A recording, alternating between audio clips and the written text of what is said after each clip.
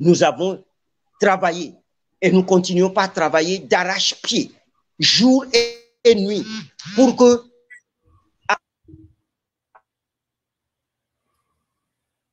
il va s'agir de notre position. Je ne sais pas si j'ai bien expliqué la situation.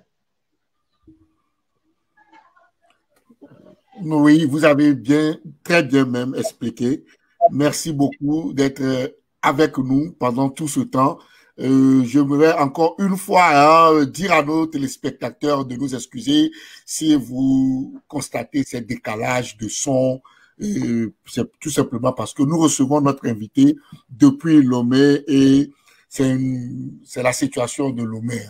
La connexion, nous devons nous en féliciter quand même aujourd'hui que nous en sommes là jusqu'alors et qu'on arrive toujours à percevoir et à écouter, à entendre notre invité du jour.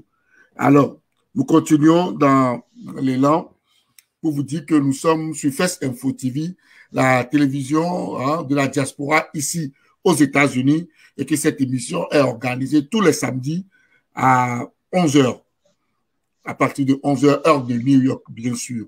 Voilà, et aujourd'hui, nous recevons pour vous M. Francis Pedro Amozon, qui est le conseiller et chargé des relations avec les médias à l'ANC. Il répond à nos questions et nous sommes dans la dernière ligne droite. Vous pouvez appeler, vous pouvez poser des questions à notre invité et il va vous répondre. Pour appeler, c'est simple, le numéro défile sur le bas de votre écran, qui est le numéro WhatsApp, le 001 267 315 82 00. Alors, merci de nous avoir suivis. Et nous continuons avec M. Francis. M. Francis Pedro, dites-nous, oui, non. L'ANC ira au régional? Je vous dis oui tout de suite. Pourquoi? Parce qu'au Conseil national, tirant conséquence de notre non-participation aux législatives de 2018 et tout ce qui s'en est suivi, nous avons dit nous irons aux élections. Pourquoi? Et je vais expliquer ça à vos téléspectateurs. Nous sommes allés, nous sommes dans la décentralisation, nous sommes allés au municipal. Il va de soi que nous allions au régional. Voyez, parce que les régionales bouclent les élections locales. Ça, c'est le premier point. Le second point, c'est que après les régionales, il y a les sénatoriales. Or, il n'y a que les conseillers municipaux et les conseillers régionaux qui se réunissent pour élire les sénateurs.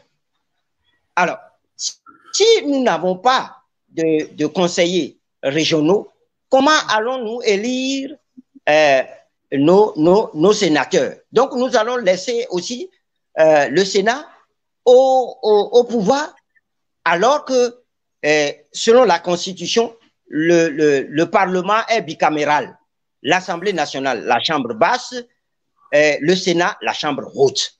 Alors, deuxième raison, c'est que si nous n'allons pas au régional, il nous sera difficile d'élire les sénateurs. Troisième, il nous faut être au Parlement pour agir sur le vote des lois. Est-ce que les gens comprennent? Pour agir sur le vote des lois à l'Assemblée, en tout cas au Parlement. Donc, en élisant des sénateurs, en tout cas, l'opposition aura des sénateurs pour contrebalancer tant soit peu ce qui se fait aujourd'hui à l'Assemblée nationale. Ne pas laisser le boulevard devant le pouvoir. Voilà les raisons qui nous poussent à y aller pour au moins constituer quelque part une petite minorité de blocage. Je ne sais pas si les citoyens togolais qui sont dans la diaspora comprennent bien ce que nous sommes en train de dire. D'aucuns ont dit que bon, c'est parce que nous mangeons avec le pouvoir, nous voulons accompagner le pouvoir. Parfois, moi, je rigole. Monsieur Bertrand de Philippe, si des gens doivent manger, ce n'est pas aujourd'hui que nous allons manger.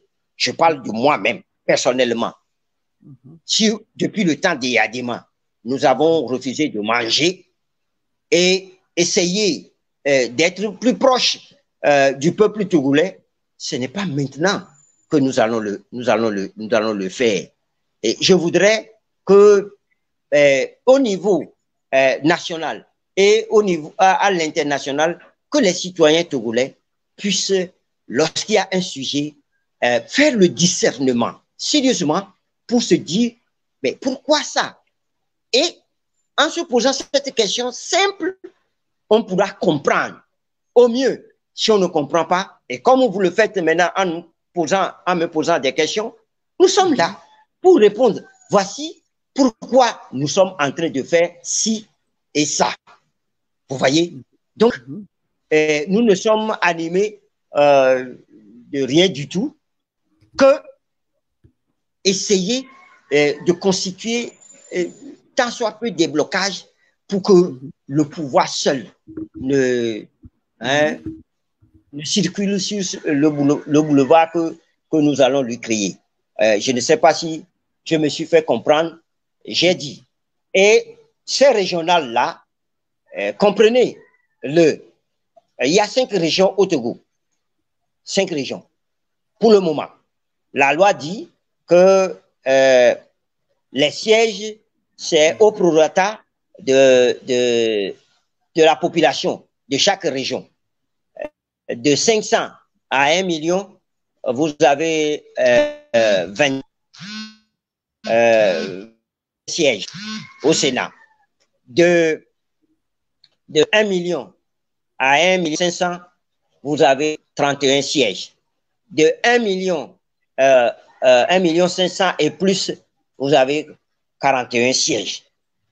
Voilà comment l'Assemblée, le Sénat sera constitué. C'est-à-dire les candidatures seront constituées. Donc, nous pensons que, comme toujours, le Grand Lomé fait plus. Nous souhaitons que le Grand Lomé aussi devienne une région.